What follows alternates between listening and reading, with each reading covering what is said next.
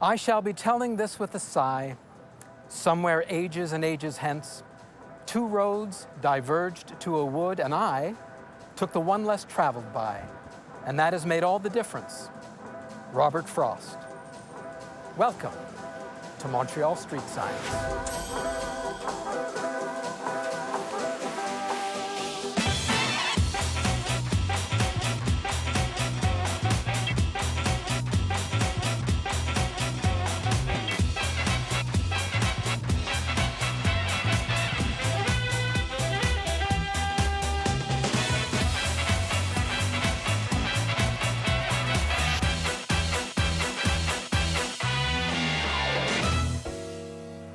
This is Notre Dame, inaugurated in 1672, running parallel to the St. Lawrence River.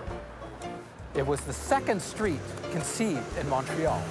350 years later, Notre Dame runs all the way from the East End to Lachine, then off-island as Highway 138, all the way to Quebec City. How can you help but appreciate a street as ambitious as Notre Dame? Banks, schools, churches, even the city's first horse-drawn streetcar line, inaugurated in 1861. It simply ran back and forth along this strip of road. By 1880, the new Montreal Street Railway Company had over 1,000 horses, 150 streetcars, and 104 winter sledges. Electric streetcars were introduced in 1892, and within 2 years, the new technology had taken over. Today, horse-drawn carriages offer a nostalgic way to cruise past sidewalk cafes, quaint boutiques, and street performers. Built in 1884, Dalhousie Station is Montreal's oldest surviving train platform. When a Canadian Pacific steam engine left here for Vancouver in 1886, it marked the first transcontinental trip in North America ever.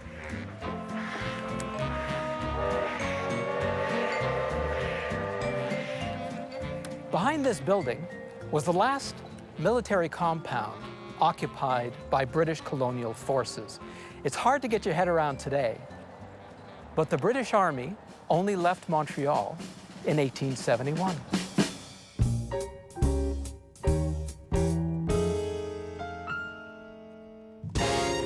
Place d'Armes. It's like sitting in the middle of a life-size Monopoly board. And amazingly, the buildings that surround this square run through 400 years of Montreal history. Fronting the square is the 17th century's Notre Dame Basilica and the Saint-Sulpice Seminary. The head office of Canada's first bank, the Bank of Montreal, was constructed in 1859. Built in 1887, that's the New York Life Building, Canada's first skyscraper. Jump a century to the remarkable 1931 Art Deco Aldred Building and the international style 500 Place d'Armes from 1968. The square itself was constructed in the 17th century and served as everything from a Victorian garden to a tramway station. And standing watch over it all is the founder of this city, Paul de Chaumardy de Maisonneuve.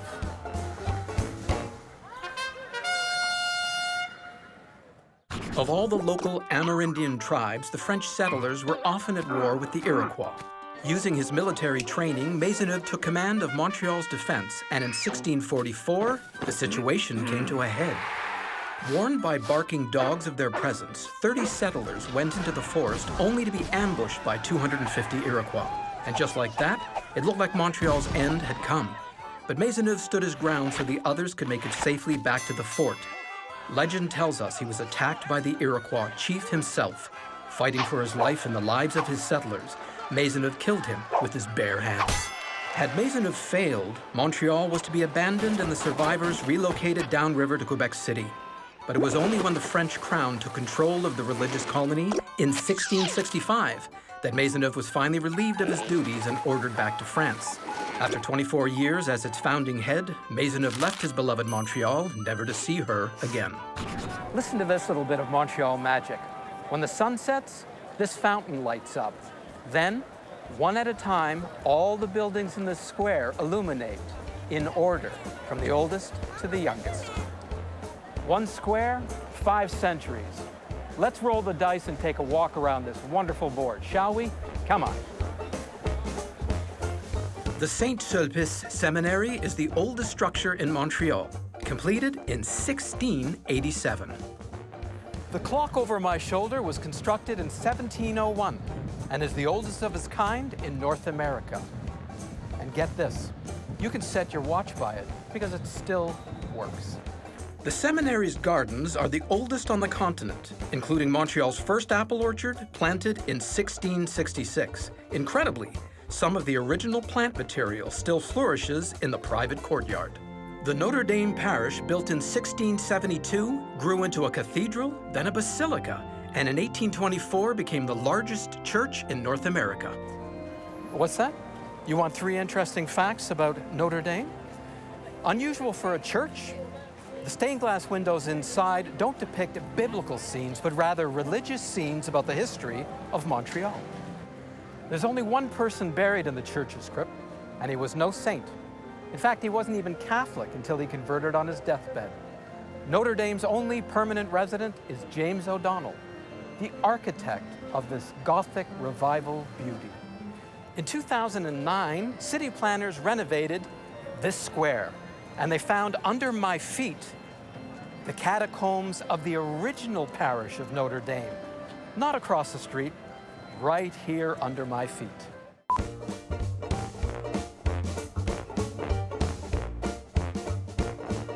"23 stories high, the Aldred Building intentionally resembles New York's Empire State Building, completed the same year. It's also Montreal's answer to the Leaning Tower of Pisa in one unique facet. You see, the entire building was positioned at an odd angle, like a misplaced Monopoly piece. Why? So no one at street level could tell that Notre Dame and Place d'Armes meet at a crooked corner." Founded in 1817, the Bank of Montreal is the oldest bank in Canada.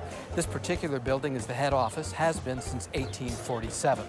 That's where they printed Canada's very first banknotes. Inside, you can still find a teller window from the 19th century, which is fitting, because even though this beautiful Gothic-style structured building should be in a museum, it still serves customers every day. In 1859, several prominent Quebecers founded the Banque Nationale, an institution controlled by French-speaking businessmen and dedicated to promoting their interests. In 1968, the newly named company built the Canadian National Bank Tower. Stripped of the ornamentation and decoration found with other buildings on the square, its international style, glass and steel, symbolically represented a more open and transparent society.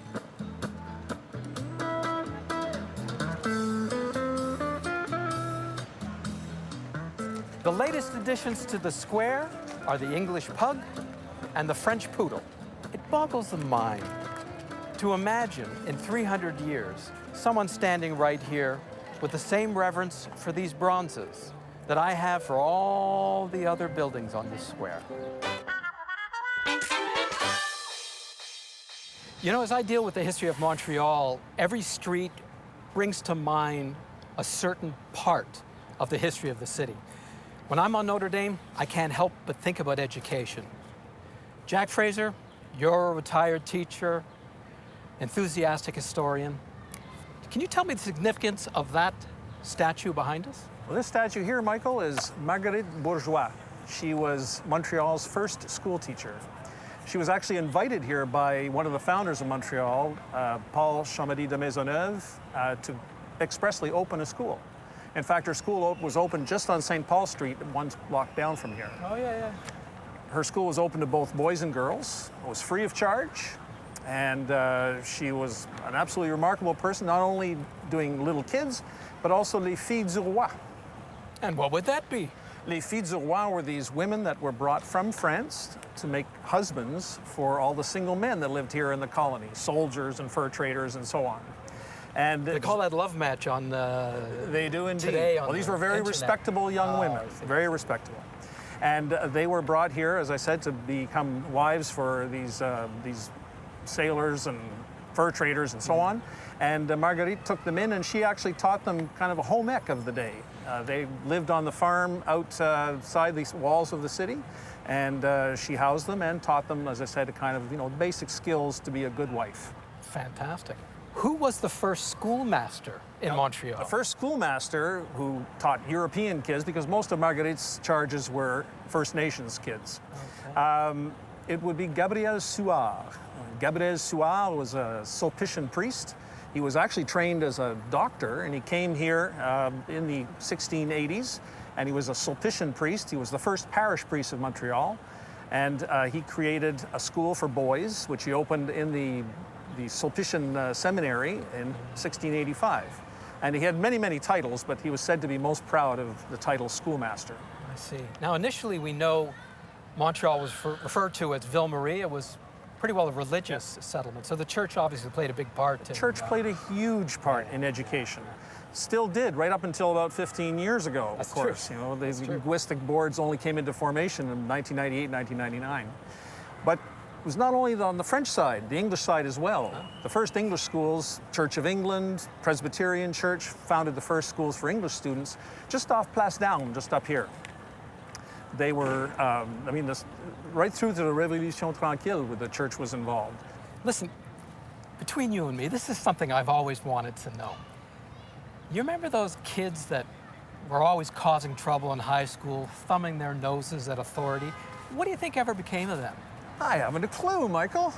Listen, a little bit of a challenge. Last person in does my homework.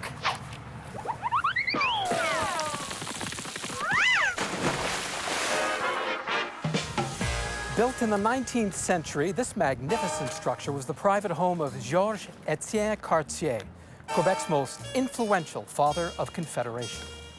Not only did he have to sell political, linguistic, and religious equality at home, he made his case to Queen Victoria and Pope Pius IX in person. It's no accident this statue of Navy Captain Jean Vauquelin is facing Montreal's historic port of entry. In 1760, he famously used his one vessel to face off against a squadron of British warships, and he lived to tell the tale. The old Montreal courthouse began defending the law of the land in 1856. But time is relative, right? This fossil has been living in this Quebec limestone for 350 million years. Time is relative. I'm just saying. Oh, speaking of the law, in 1658, Montreal court charged a man with casting a spell of impotence over a rival. He was found guilty of witchcraft, tortured, and banished from the city. Those were the days. By the way, according to Canadian Criminal Code 365, it's illegal to pretend to be a witch for profit. I guess that means if you are a witch, you can park your broom anywhere you want in Montreal.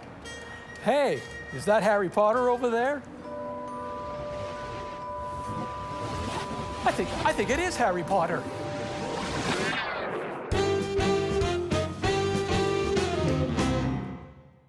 Now let's see if I can stump a random stranger, shall we? Don't worry, I'll take it easy on him.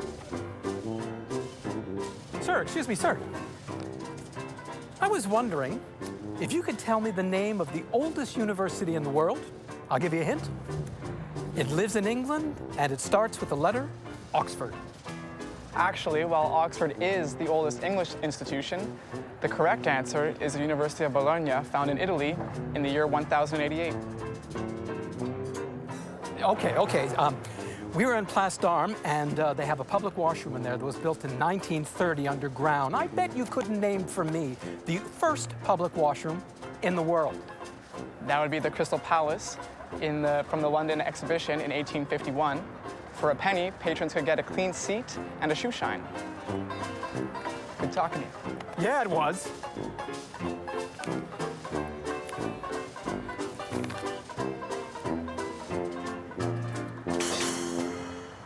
This is Champ de Mars, and these are the original walls of the Citadel, a fortress built by the French settlers in 1690.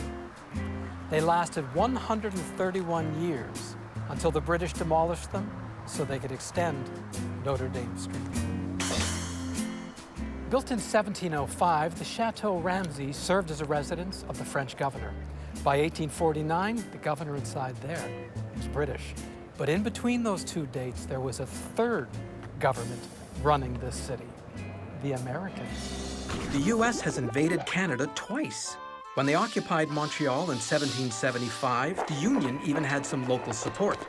Benjamin Franklin himself held court right here at the chateau with offers to pay off our debt and elect some local congressmen. Both were lies. So when American soldiers crossed the St. Lawrence again in 1812, there were no pleasantries. We not only pushed them back to Washington, but burned down the White House to help discourage any further thoughts of expansion north.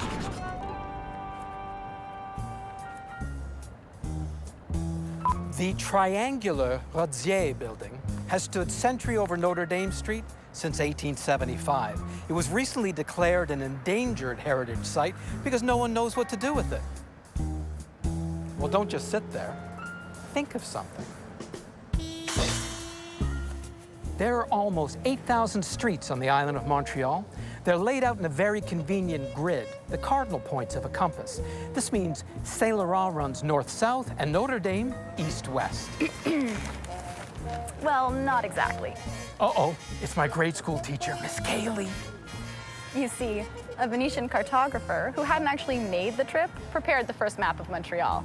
His work was based on secondhand accounts, which weren't exactly perfect.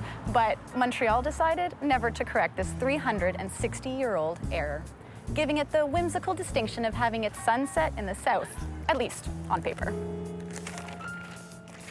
She was always a very tough marker.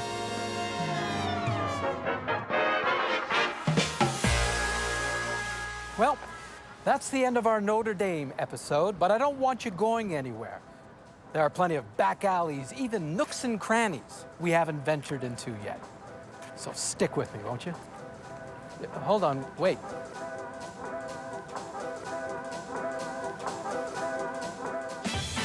Hands down, Saint-Denis is my favorite street. Of course, my favorite street is Bernard. My favorite street in Montreal, no doubt, Monkland. My favorite street is Green Avenue. Cushion Street, right there, I think. I guess I'm gonna say Sherbrooke West in NDG. My favorite street, Montreal. Saint Laurent, because I was born here. My favorite street is Melrose. I would say Saint-Viateur. I really love Laurier Avenue East. Favorite street in Montreal is Esplanade.